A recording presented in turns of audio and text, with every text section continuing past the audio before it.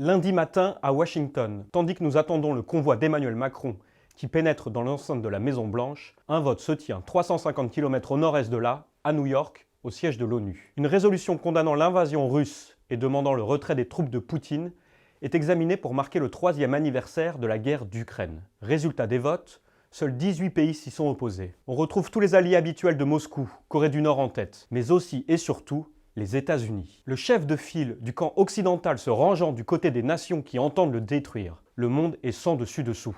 Quelques minutes plus tard, face à Donald Trump, Emmanuel Macron tente de rappeler à son homologue quelques principes. À chaque fois que l'histoire a sonné, nous nous sommes retrouvés, Français et Américains, du bon côté de celle-ci. En réalité, on l'a constaté, le fossé qui sépare les deux rives de l'Atlantique n'a jamais paru aussi vaste depuis la fin de la Seconde Guerre mondiale. L'Amérique est-elle encore notre allié? Et pourquoi Trump paraît-il si attiré par le dictateur russe? C'est ce que nous nous demandons cette semaine dans Le Point, avec notre correspondante à Washington Claire Ménial, notre spécialiste de l'Asie Jérémy André et notre chroniqueur Gérard Haro. Car une alliance Trump-Poutine représenterait une menace existentielle pour l'Ukraine, bien sûr, mais aussi pour l'Europe et donc la France. Les Européens vont devoir se réveiller.